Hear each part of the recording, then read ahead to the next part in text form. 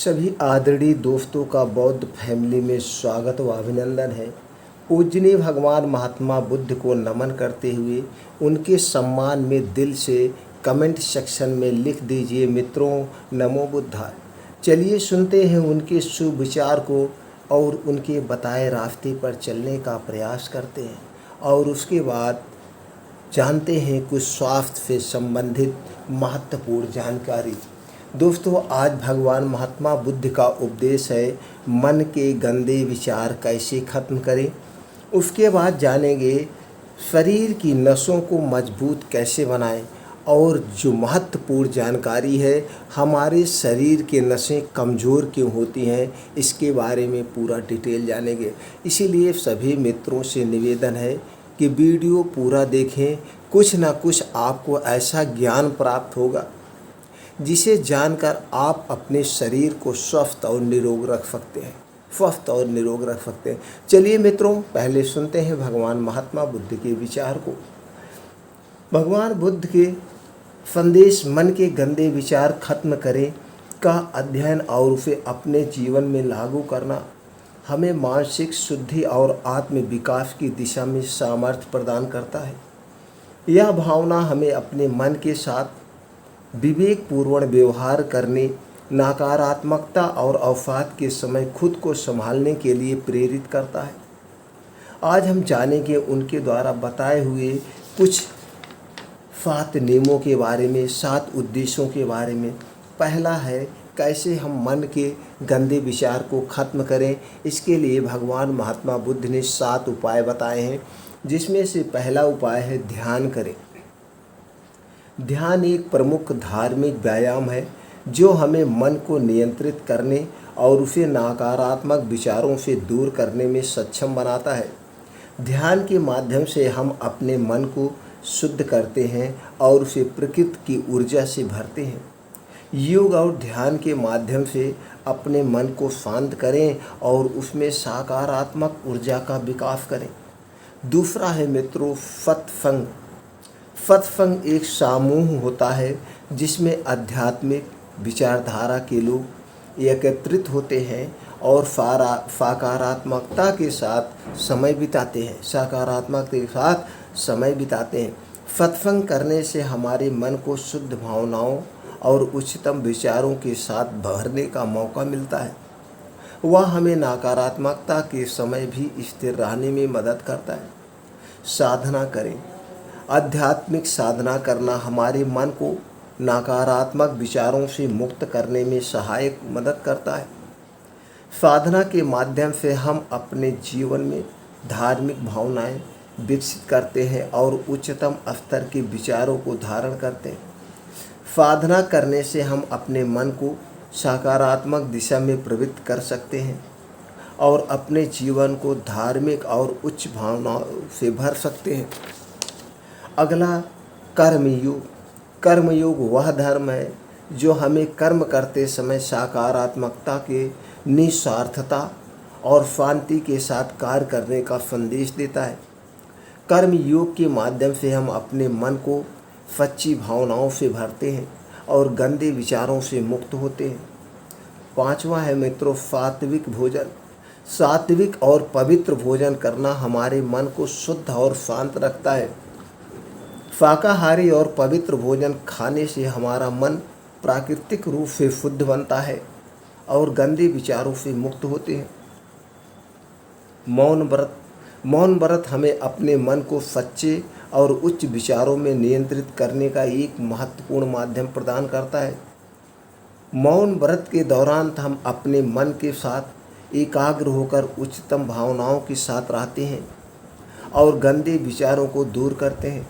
अगला है मित्रों स्वयं निग्रह करें। स्वयं निग्रह हमें अपने मन को नियंत्रित करने और उसे सकारात्मक विचारों से भरने का मार्ग प्रदान करता है। हम इससे अपने विचारों को नियंत्रित कर सकते हैं और गंदे विचारों से मुक्त हो सकते हैं। इस प्रकार हम अपने मन को शुद्धि करते हैं और एक सकारात्मक, धार्मिक और सफल जीवन जीते हैं। अब हम मित्रों जानते हैं शरीर की नसों को मजबूत कैसे बनाएं।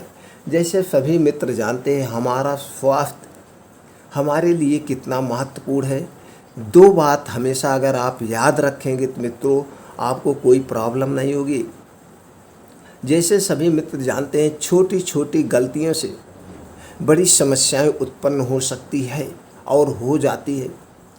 उसी तरह से छोटी छोटी सी स्वास्थ्य संबंधित दिनचर्या से हमें बड़ी बीमारी लगती है और लग जाती है, लेकिन इस पर हम ध्यान नहीं देते हैं। ध्यान हम तब देते हैं जब यह एक बड़ी बीमारी का रूप ले लेती है, तभी हम तो इस पर हम दोस्तों कुछ प्रकाश डालेंगे, लेकिन बाद में प्रकाश डालेंगे। सबसे पहले हम आपको वो जानकारी दे दें जिसके लिए आप वीडियो पर आए हैं, मजबूत कैसे बनाएं। लेकिन एक बात ज़रूर मित्रों कहेंगे, हम तो जानकारी दे रहे हैं, लेकिन आपको पूर्ण लाभ तभी मिलेगा जब आप उसके कारण को जानेंगे। जैसे मित्रों आप खाना खाते हैं, खाना खाने का एक कारण है। खाना आप इसलिए खाते हैं कि आपके शरीर को पोषक तत्वों की ज़रूरत है। आपके शरीर से रोगों को बचाने के लिए पोषक तत्वों की ज़रूरत है और शरीर को ग्रो करने के लिए पोषक तत्वों की ज़रूरत है। लंबी आयु जीने के लिए पोषक तत्वों की ज़रूरत है। ये सारे कारण हैं। उसी तरह से आपको कोई बीमारी हो गई है, उस कारण को जानने का आपका अधिकार है, और जिस दिन आप उस कारण के बारे में जान गए कि ये मर्ज हमें क्यों हुआ है, उसके बाद से आपको कभी मर्ज नहीं होगा। इसलिए कारण और निवारण दोनों जानना जरूरी है। लेकिन मित्रों हम लास्ट में फिर चर्चा करेंगे। हम सबसे पहले आपको उपाय बता देते हैं। जैसे कि हमारे चैनल पर दोस्तों बहुत सारी वीडियो पड़ी है। हमें प्राकृतिक नियमों का पालन करना होगा। अगर हमें स्वस्थ और निरोग रहना है तो प्राकृतिक नियमों का पालन करना है। प्राकृतिक क्या नियम है, वीडियो पड़ी हुई है, आप देख सकते हैं। दूसरा क्या है दोस्तों, हमें खाना खाने, पानी पीने के जितने भी नियम हैं उसका पालन करना होगा। सारी बीमारियों की शुरुआत हमारी यहीं से होती है। पहले प्राकृतिक नियमों का हम पालन नहीं करते हैं, छोटी छोटी गलतियां करते हैं, जिससे हमारे शरीर में बड़ी बीमारी की शुरुआत होती है। उसके बाद हम खाने के नियम क्या है, पानी पीने के नियम क्या है, इसका हम पालन नहीं करते तो मेरे शरीर में और बीमारियां शुरू हो गई। और जो लास्ट में सबसे बड़ी हम गलती करते हैं, चिंता में हमेशा भरे रहते हैं, शोक में हमेशा भरे रहते हैं, यही सोचते रहते हैं मैं कितना बड़ा आदमी बन जाऊं। तो इसके लिए दोस्तों आपको चिंता मुक्त जीवन जीना होगा और अपने खाने में हरी साग सब्जियां, पत्ते दाल, ये सारी चीज़ें लेना होगा। अगर आप शाकाहारी हैं तो कभी 15 दिन 20 दिन में मीट मछली खाइए, अंडे खाइए, फाइबर वाली चीज़ें ज़्यादा खाइए, फाइबर वाली चीज़ें ज़्यादा खाइए। और नसों की कमजोरी जो होती है वो किस विटामिन से होती है मित्रों, सबसे पहले इसे जान लीजिए। Vitamin B12, vitamin B9, vitamin B6, vitamin B1 व विटामिन E, ये 5 विटामिन सबसे अहम होते हैं, जिसकी वजह से हमारी नसें कमज़ोर होती हैं। उसकी पूर्ति करने के लिए हमें इन विटामिन की ज़रूरत पड़ती है। अब या तो जब हमारे शरीर में वो कमी हो जाती है, कहीं ना कहीं हमें पोषक तत्व नहीं मिलते हैं, तो उस कमी को पूरा करने के लिए हम दवा लेते हैं जिसमें प्रोटीन और विटामिन से पाए जाते हैं। तो दोस्तों इसलिए हमें पहले ही अपने डाइट में ऐसे पोषक तत्व वाली चीज़ें खानी चाहिए जिससे इस प्रोटीन और विटामिन की कमी ना हो। ये आप जान गए। और आपको क्या करना है, अपने शरीर को स्वस्थ और निरोग बनाने के लिए, आपको अपने शरीर को स्वस्थ और निरोग बनाने के लिए कुछ योगा प्राणायाम करना होगा, एक्सरसाइज करना होगा, जिसमें दोस्तों ये अनुलोम विलोम जरूर करिएगा। ये नाड़ी शोधन योगा है, ये नाड़ी शोधन योगा है। अगर आप अनुलोम विलोम डेली कर रहे हैं तो आपको नसों से संबंधित कोई समस्याएं नहीं होगी। अनुलोम विलोम कैसे किया जाता है सभी मित्र जानते हैं, नहीं जानते हैं तो यूट्यूब पे बहुत सारी वीडियो पड़ी है, आप देख के वहाँ से सीख सकते हैं। फिलहाल उसे एक नाक से सांस लेना है, फिर दूसरी नाक से छोड़ना है, फिर जिस नाक से आप छोड़ेंगे उससे सांस लेना है, अगली नाक से छोड़ना। ये हो गया अनुलोम विलोम। और दूसरा अगला जो है, हमें कपालभाति ज़रूर करनी चाहिए। कपालभाति हमें अपने पेट की सारी सांस को बाहर नाक के माध्यम से छोड़ना है। ये दोस्तों 15 से 20 मिनट कपालभाति, 15 से 20 मिनट अनुलोम विलोम ज़रूर करिए। अगर ये 2 एक्सरसाइज कर रहे हैं तो आपको अनुलोम विलोम से नसों की कभी प्रॉब्लम नहीं होगी और कपालभाति करने से आपका पेट कभी खराब नहीं होगा, पेट से संबंधित कोई बीमारी नहीं होगी। इसलिए ये 2 योगा बहुत महत्वपूर्ण है। उसके बाद कुछ और योगा आप अपने हिसाब से कर सकते हैं। उसके बाद अब दोस्तों आप समझ गए योगा क्या करना है, प्राकृतिक नियमों का पालन करना है। अगर आपको नसों को मजबूत बनाना है, खाने पीने के नियमों का, पानी नियमों का पालन करना होगा। और दोस्तों अपने आप मन को मेडिटेशन करना होगा। जैसे आपके अंदर 2 मन पाए जाते हैं, कॉन्शियस माइंड और सब कॉन्शियस माइंड, जिसे कहते हैं चेतन मन और चेतन मन। तो दोस्तों आपको अपने सब कॉन्शियस माइंड को एक्टिव रखना है। आपके अंदर एक ऐसी शक्ति पाई जाती है, ऐसी शक्ति जिस शक्ति को प्रयोग करके आप बड़ी से बड़ी बीमारी को बिना दवा के ठीक कर सकते हैं। ऐसा अब रिसर्च में आ रहा है और इन्हीं नियमों का पहले हमारे ऋषि मुनि वैद्य लोग इसका पालन करते थे। पहले के ऋषि मुनि इन्हीं अपने सब कॉन्शियस माइंड पे वो काम करते थे। अगर आप सब कॉन्शियस माइंड की शक्ति को जान गए तो दोस्तों आपकी शरीर स्वतः सारी बीमारी ठीक कर लेगा। आज कैंसर जैसी महामारी को हमारे इस धरती पर एक लोग ऐसे हो गए अपने अंदर की शक्ति से, हीलिंग पावर से अपने कैंसर जैसी बीमारी को ठीक कर लिया है। यह कारनामा अमेरिका में सैकड़ों लोगों ने किया है। अगर आपको देखना है तो गूगल पे जाइए, सर्च करिए हीलिंग पावर से कैंसर को कैसे ठीक करें और कितने लोगों ने ठीक किया है, तो सबकी डिटेल आ जाएगी। आप देख सकते हैं, कोई हवाई जानकारी नहीं है। और इस पर एक मूवी भी बनी हुई है, द हील। आप द हील मूवी देख लीजिए। वो लेडीज जिसे कैंसर हुआ था और वह किस तरह से अपने लाइफ में बैक होती है और अपने कैंसर को हीलिंग पावर से, अपने सब कॉन्शियस माइंड के माध्यम से उसे ठीक हो जाती है। उसके बाद 10 साल जिंदा रहती है। और ऐसे बहुत सारे न्यूरोसर्जन हैं और सारे डॉक्टर लोगों ने ठीक किया है मित्रों।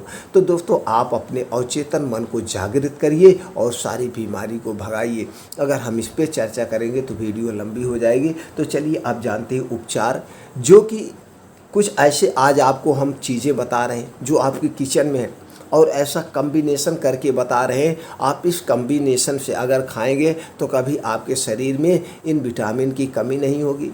और लास्ट में आपको हम बताएंगे कि नसें कमज़ोर क्यों होती, उसका कारण क्या है। जैसे कि हमने पहले बताया, कुछ मित्र ऐसे हैं वो सिर्फ जानना चाहते हैं आप उपचार बता दीजिए बस।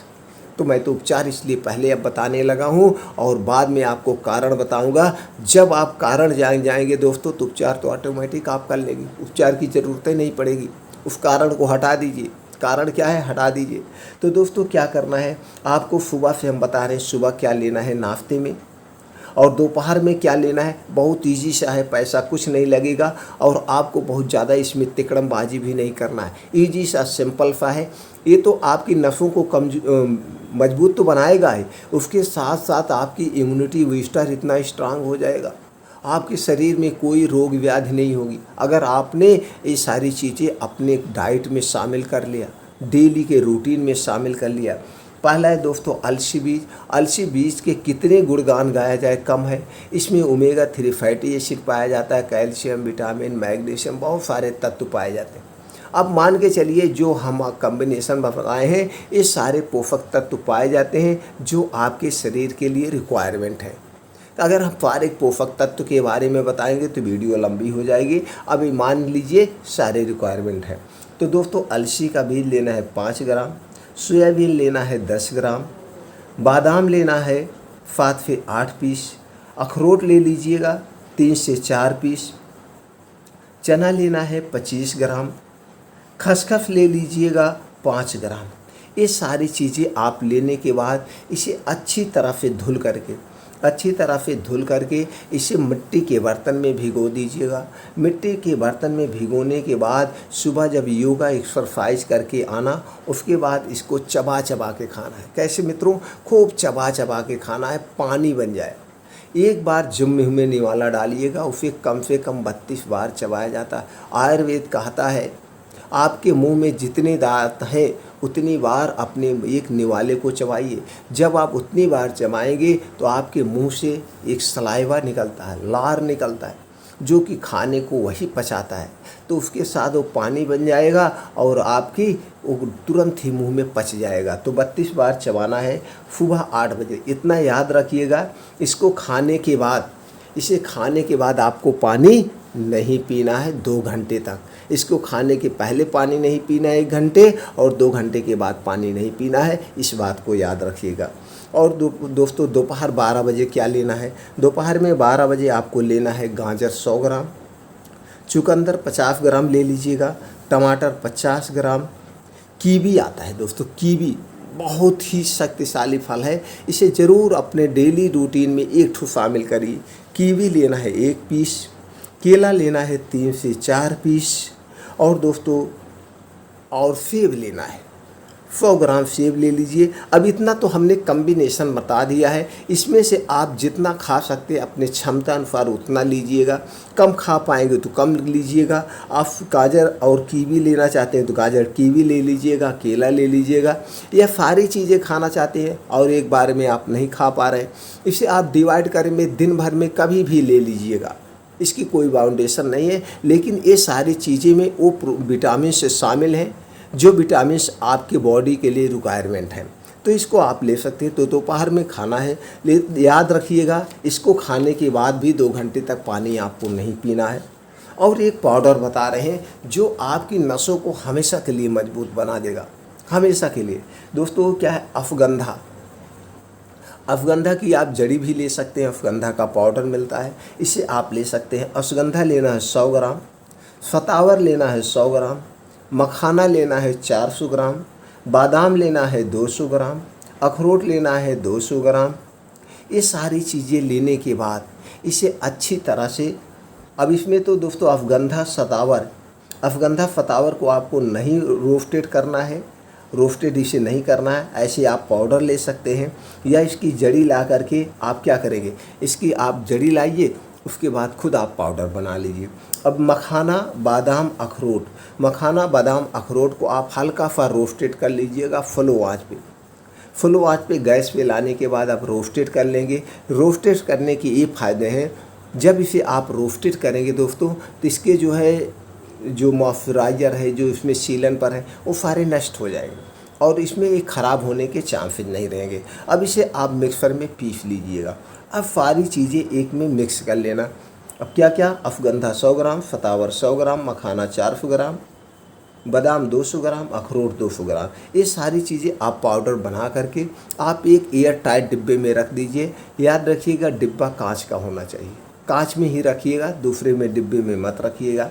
प्लास्टिक को हमें नहीं यूज़ करना है, प्लास्टिक हमारे लिए बहुत हानिकारक है। तो दोस्तों उसमें रखे के बाद अब कितना खाना है? 2-2 चम्मच, चाय वाली चम्मच से 2-2 चम्मच सुबह शाम दूध के साथ, 2-2 चम्मच सुबह शाम दूध के साथ। रात में जब आप खाइएगा दोस्तों, जब आप खाइएगा खाना खाने के 1 घंटे के बाद, और इसे खाने के 1 घंटे के बाद आप सोएंगे तो इससे आपको अस्थायी आराम मिलेगा, आपको हमेशा के लिए उस प्रॉब्लम से छूट मिल जाएगी। लेकिन अब हम चर्चा करते हैं, अगर आप इस सच्चाई को जान गए तो आप अपनी मर्जी खुदा फतह ठीक कर सकते हैं।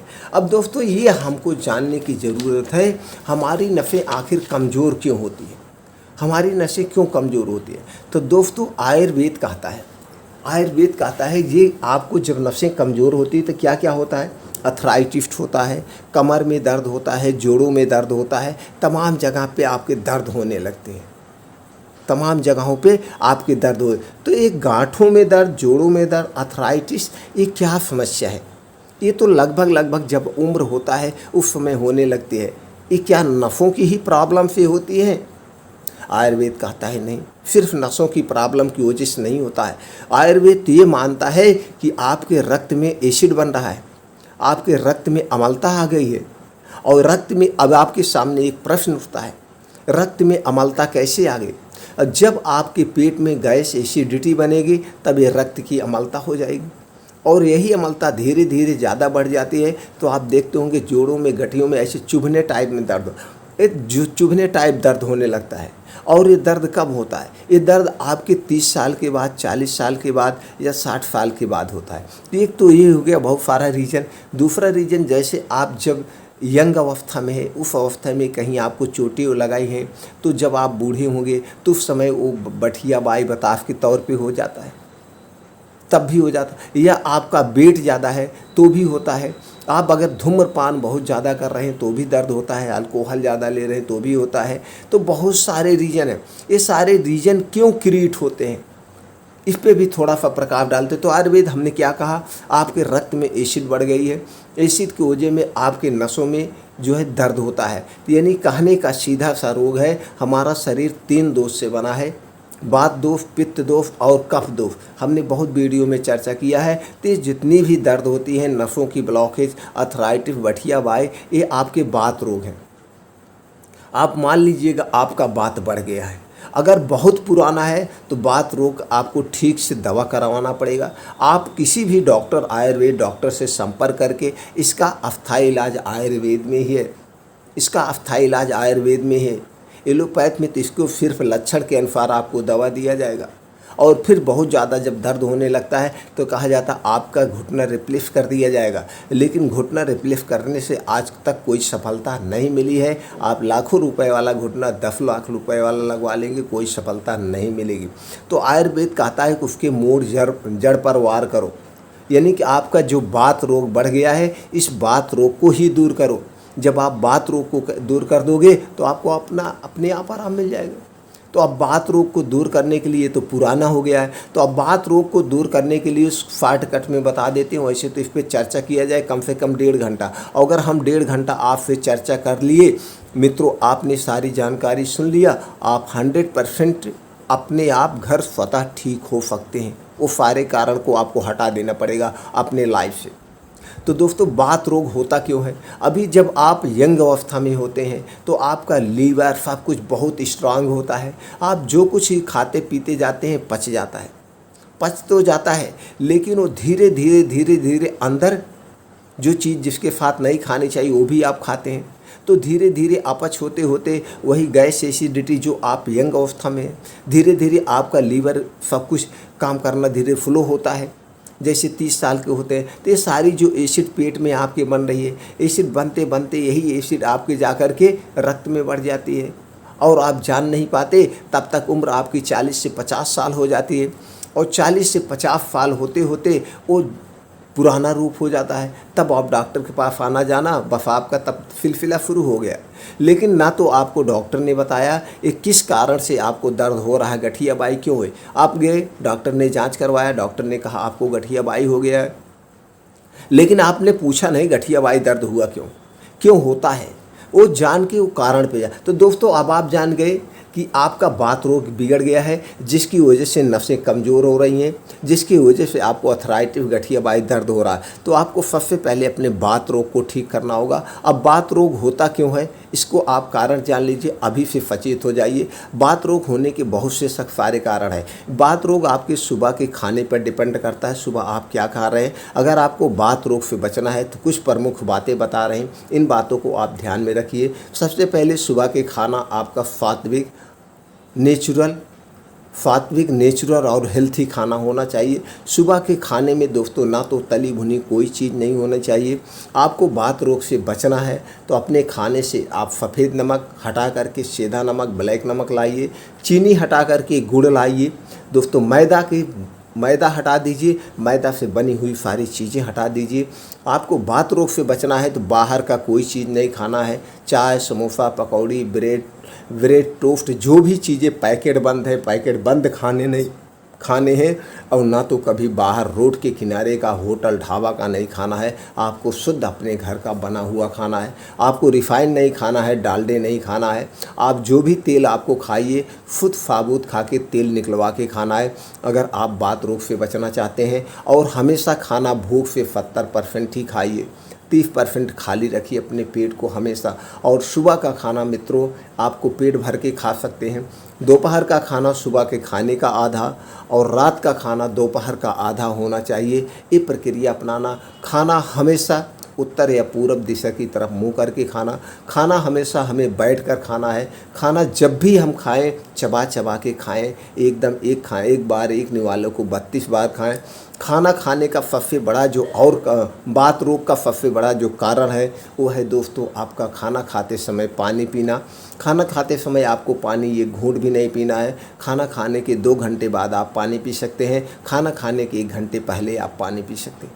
ये हमेशा याद रखिएगा। ये सारे नियम इस वीडियो पड़ी हुई है चैनल पर, आप देख सकते हैं। अब आप जान गए कि आपका बात रोग क्यों बढ़ा। और जब आपका बात रोग हो गया तो सबसे पहले आपको बात रोग का इलाज करना पड़ेगा, तो आपका गठियाबाई अपने साथ ठीक हो जाए। तो दोस्तों ये जो उपाय बताएं तो नसों को दूर करेगा।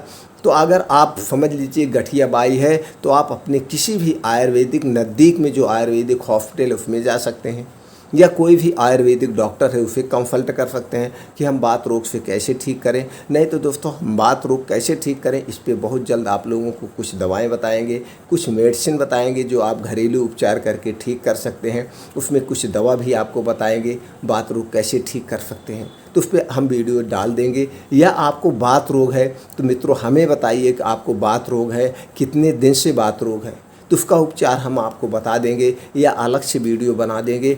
आप घर पे बैठ के अपने ठीक कर सकते हैं। लेकिन याद रखिएगा गठियाबाई, बतास, कमर दर्द, नसों की कमजोरी तभी दूर होगी जब आप अपने बात रोग को दूर करेंगे। तो बात रोग इतने कारणों से होता है, बात रोग दूर कर दीजिए, आपका गठियाबाई बतास ठीक हो जाएगा।